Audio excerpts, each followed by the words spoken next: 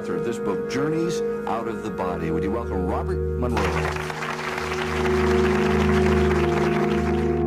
What is an out-of-body experience?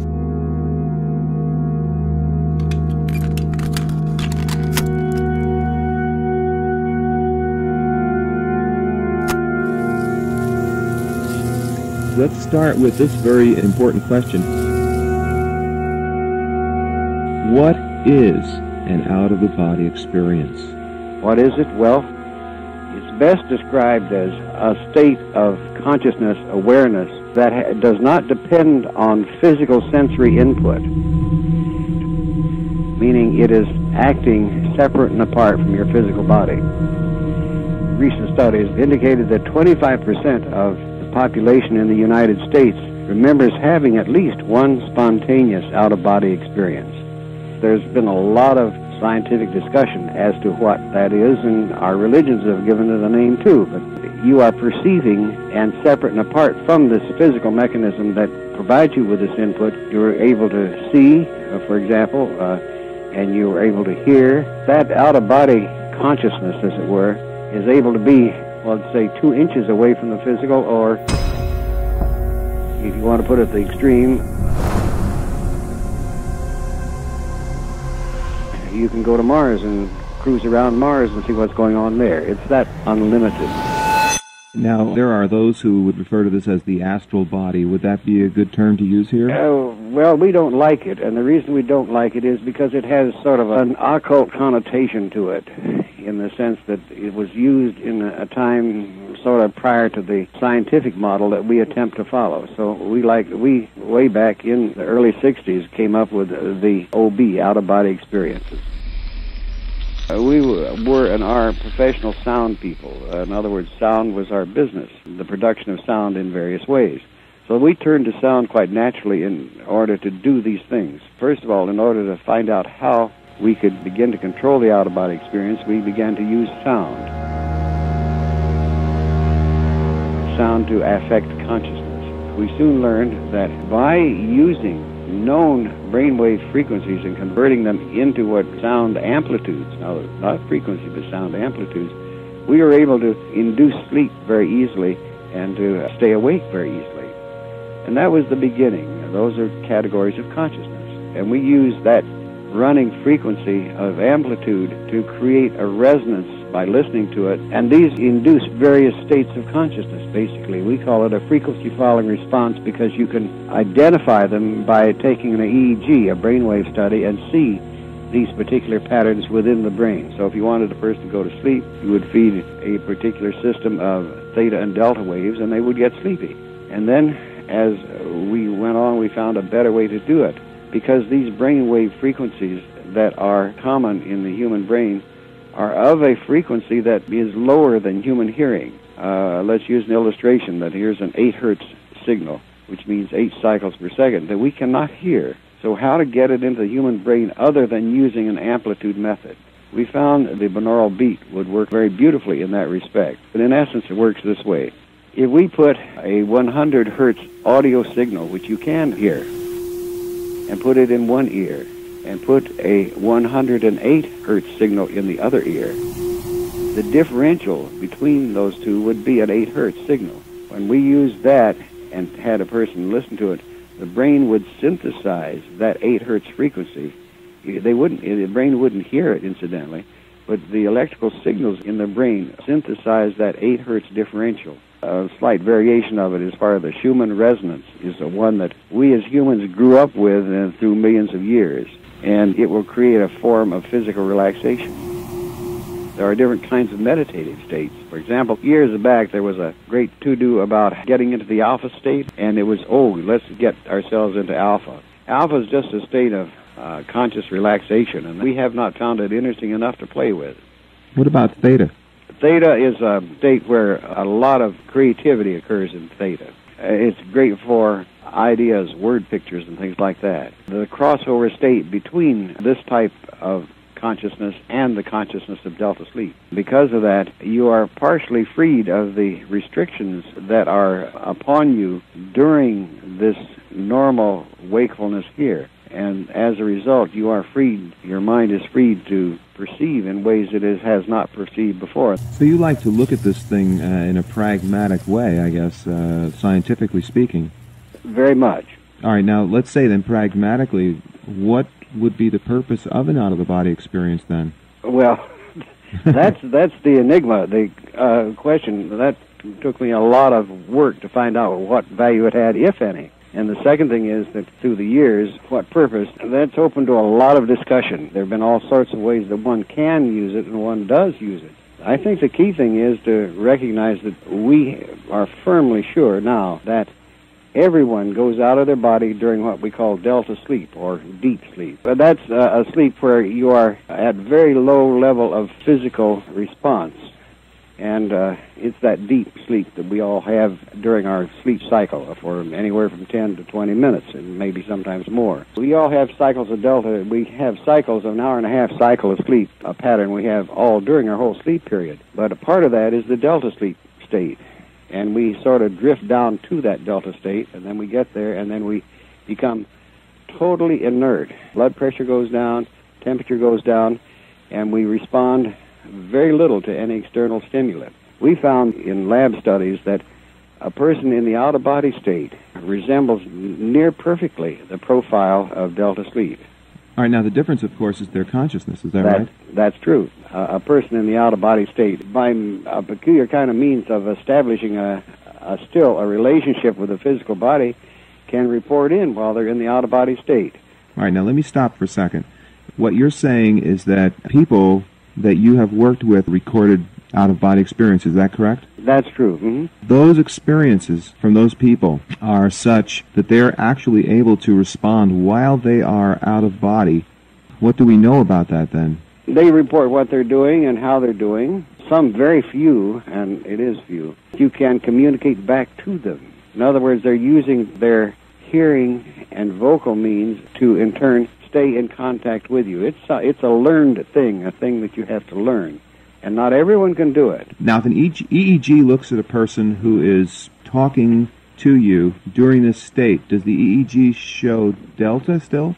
It shows delta superimposed with a beta signal, or a composite beta signal, that indicates a part of the brain is operating to do this communication process. All right, now that's very interesting. I presume that was really interesting, actually. Yeah, the speech center becomes activated. Okay, so let's come back then to this question then that I started out with. I'm sure, Robert, that this question was asked when, for example, Columbus went to the New World. People said, why would you want to go there? So I'm sure that this question is being asked now to you. Why would people want to do this type of research? Well, I had to face that question all the way back in, would you believe it, back in 1958 and 59, which is a long ways back. I desperately need to learn how to control it, because I would suddenly move out of my body anytime I would lie down, and that became very embarrassing and very frightening. And I had to learn how to control it. Conventional science had no answer whatsoever for that. My close friends, psychologists and psychiatrists, didn't have the answer either. So we set up an R&D program in my company trying to find out answers for this. And one of the things that happened, it took, for example, a full year of validation and documentation of where I went and what I did and what I perceived. So it's not that easy to transfer it from what might be a dream or an hallucination into a reality. It just takes that left brain of ours. It takes sometimes a great deal of evidence to convince it. All right, are you saying then that when a person first has an out-of-body experience, they may not be able to logically understand what has happened? That's quite true, and we rationalized it away because we just don't have culturally any answer for it. The best way I can describe that is, for example, that we now know that anyone who has a flying dream is symbolizing an out-of-body state. They can't identify it any other way, so they have a flying dream, and some people have to rationalize it by say they were in an airplane. So they're actually experiencing the feeling of free flight, and then through the dream they interpret it in whatever way they can through their logic. Yes, and virtually all cases that we've encountered where a person has a falling dream, and that's re-entering the physical body. You can pick up hundreds of thousands of people who have had a falling dream where they fall and wake up, and that's re-entering the physical. Their interpretation of it, because they are totally unaware of it, has to translate it somehow so they do the best they can. I can give you one of the most interesting facets of out-of-body activity that has certainly been attracting attention over the last, say, 10 years. What is it? Something like 25 million people that they know of that have had it, and that's a near-death experience, which is a rather extreme version of the out-of-body. The one thing that certainly does with everyone who has an NDE, as they call it, is get them past the belief stage into the knowing that they survive physical death. That is a very profound piece of knowledge, that if you get that knowledge, it alters your life considerably. Now we have better and more scientific explanation for what's taking place. Think of it this way.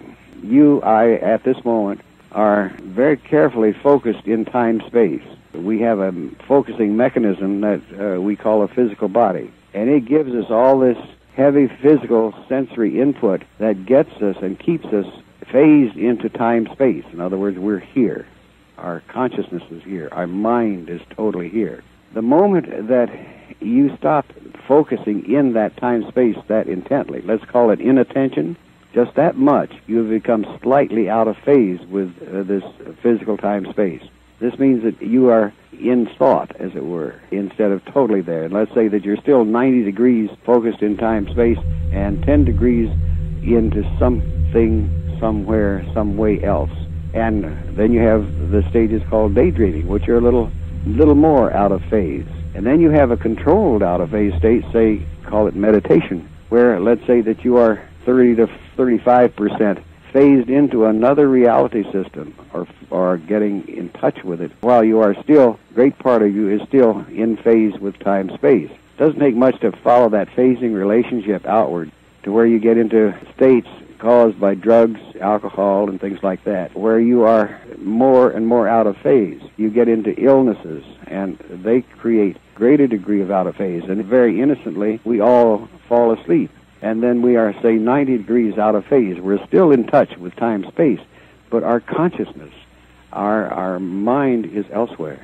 So that's a real quick version of what we call phasing. This is, as we now perceive it, is a mass of phase relationships, of which the out-of-body is one part of a spectrum. If you can think of consciousness as being a spectrum that encompasses time-space here on Earth and moves into other energy systems as it changes in pattern, so that when you are asleep, you are drifting even deeper into what I said, into delta sleep, where you are very much, say, 90% out of phase with time-space. And this means that you have an awareness, a consciousness there. The fact that you don't remember it doesn't mean that it doesn't exist. Let me see. Am I going to guess that 100% is death? 100% is death, yes. And all that is very simply that if you have that wonderful knowledge that you do survive physical death, no matter what you do and act and be and think here, you are merely then don't have a focusing mechanism to phase you into time-space. It's all fallen apart, so you can't stay here any longer. Then you are there. You are there in that area past delta sleep. But you are there, you're conscious, you're, quote, awake, and you have means of perceiving there. And that's what the out-of-body state is a temporary visit there, if you want to think of it that way. What is focus 10? 10 is a very specific state that might be called a meditative state, but we make it much simpler than that and keep it very broad range. We take a simple definition and say the mind is awake, body is asleep. The body is just detuned, actually, so that these heavy physical sensory input patterns are not interfering with your ability to think. People make quite a great discovery in 10 in the sense that they discover they do not need all of that 5 physical sensory patterns in order to be awake, alert, and full of mind consciousness, as it were.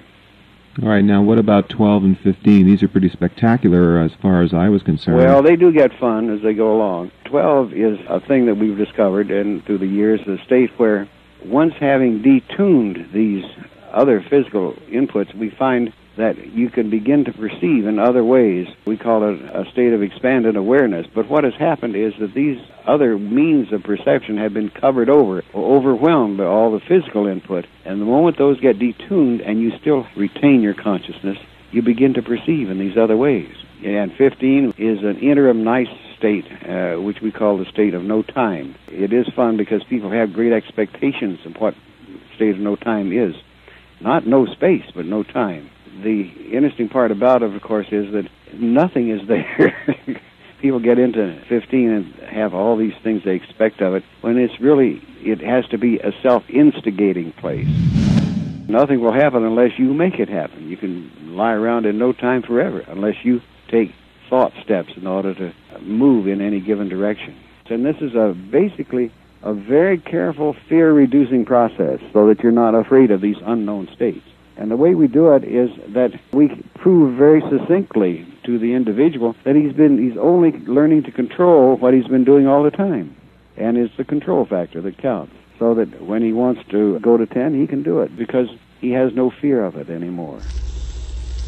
Your comments and a few ideas. Prayer. The interesting thing about prayer is somewhere along the way, 2,000, 5,000 years ago, whatever, someone learned a system that would induce a communication or contact into these other energy systems. In other words, ask for help is another way to put it. And use methods and techniques that did do that. But as this was handed down step by step through generation after generation, what worked 5,000 years ago, someone along the way says, well, why should I clap my hands? I don't need to clap my hands, so I'll just say the prayer. Or someone says down here, well, I don't need to close my eyes, I'll keep my eyes open. A whole series of things, patterns that would induce the result from the prayer have been deteriorated, distorted, and forgotten through all these years. Okay, there's obviously a right way then to pray. That's correct, yes. Mm-hmm. All right. Go to Focus 12. All right, Focus 12. Yeah. Angels and archangels, archetypes. From my perspective now, there is a system of, let's call it helpers, that is a part of each individual. And those helpers are in continual service of that individual and are aimed specifically at that individual. But the interesting part is who they are. They are parts of you, and they are parts of you who have lived previous lives.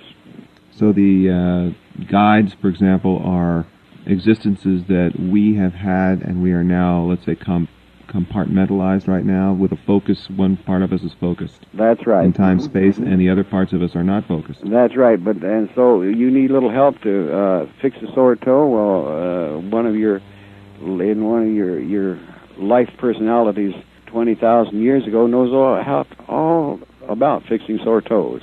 How do we get in touch with them? What focus? Well, that comes out of 21. That's Focus 21. Mm-hmm. Are there other worlds, other beings? What are we looking at then there? Well, what you're looking at, first of all, are the multitude of, when you get into this non-physical area of being, states of being, the first thing you encounter, of course, is what we call the belief system territories, where one is attracted automatically after they exit here by this phasing process because it's something familiar to them. And these are, of course, all of the various religions have a belief system that creates a state of being in this non-physical area, this non-physical part of this consciousness continuum. I know it sounds like a bunch of gobbledygook, but it's very simple.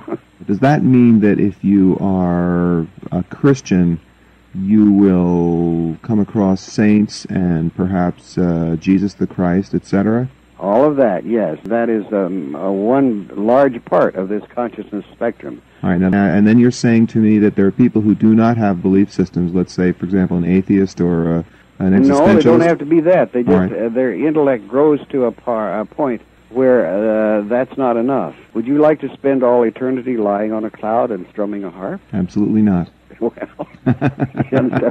if you can get, and there are a lot of people more people than you would care to think, that are not, let's call it, entrapped in belief systems, then I get around to the basis of what's so stimulating and exciting about the out-of-body experience and becoming proficient at it. You realize there are a myriad of other options, and most of them make the belief systems look rather silly. Those options are so broad and so detailed. I can give you option number 1, which is a very, very common one, and that's to recycle and have another lifetime here. All of us do that many, many times because we have become addicted to being human. We like to eat, we like the sexual drive, we like the excitement, the fun of it, and all the process of being human we like so much that we got to come back and have more. And there's no law that makes you do that. That's the important part. It's you that wants to do this. So people who say you have to come back because of your karma, you can undo your karma in other places. And you don't need to undo it. You can undo it yourself by a simple twist of your thinking, that's all. And but you see, that is an option to come back. And each of us probably does that several thousand times, to give you an idea. That's one option, to come back and recycle. And setting the belief systems aside, then you got this great span of the whole physical universe, and you can go and live another type of intelligent life on some other planet 6 million light years from here or something like that. We know of about 5 anyway already. But mind you, these are not human forms. That's the interesting thing to realize. They're nicely planned and nicely organized, very beautiful design. In their worlds, these are the dominant species, just as we are the dominant species here on Earth. So really they're the top of the chain in that particular place? That's true. Mm-hmm. So you say, I'm trying to answer that fundamental question, what would you do with being able to willfully, consciously control and move in the out-of-body state? You can pre-explore all of these things before you do have a physical exit here. So you have a pretty good idea what you'd like to do next before you are forced to do that, see? So after you've exhausted the physical universe, which may take an eternity if you want to get addicted there, can you see how easy you get addicted? The point is that these various other intelligent species mature, and I guess that's the word, just as we eventually mature, and we immigrate. And the reason we immigrate is because we've had all we can get out of this, and very frankly, you know what the real reason for immigration is? We become bored. And you can say, how could you possibly become bored? Because you realize that you could become involved here forever in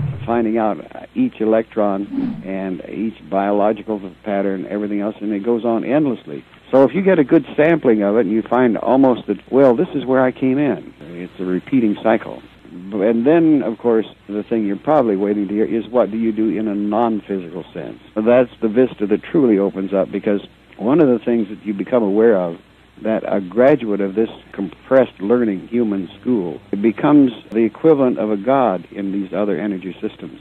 Because of things that we learn so naturally, we think are, well, they're just everyday stuff, is exquisitely valuable in these other systems. And as such, the temptation gets very great, not to be a god, but to do things in these other energy systems. For example, I reach and I without thinking, pick up a cup of coffee and sip the coffee and put it down again. That is a manipulation of energy, mechanical energy, electrical energy, and chemical energy, all connected with it. The ease with which we learn to do these kinds of things can be applied in other kinds of energy, can you see? And the other system that we learn so vividly, we learn measurement. It's so hard to understand that, well, everybody learns measurement. So we're a polarized environment. We have good and bad, or constructive or destructive, whatever labels you want to put. So we learn measurement.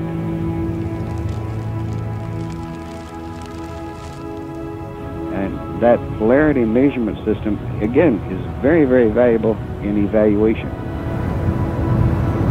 What we really have, most of all, that we take with us, and you do take it with you, is the thing we came to get. And that is, if we use the symbol left brain, that's what it is. Intelligence, the ability to analyze, calculate. All of that is what you came to get, and you take it with you. And, that's the stuff that is pure, invaluable elsewhere in these other energy systems. We look at this mass roiling world in which we live, and if you begin to recognize there's a very profound purpose in all this.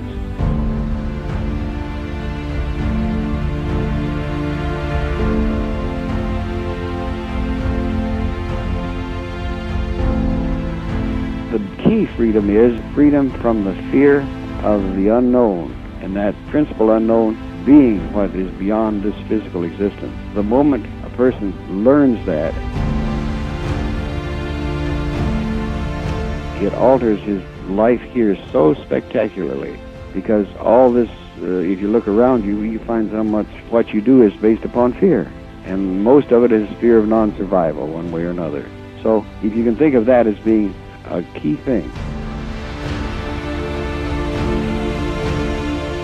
And you also learn to accept and explore one's own self, and that self-exploration takes place again on the part of the individual, because once he is free of that fear, then he is free to explore his self first. Never mind all this other spectacular areas. Learns to free himself of all of the restraints that he had self-induced within him.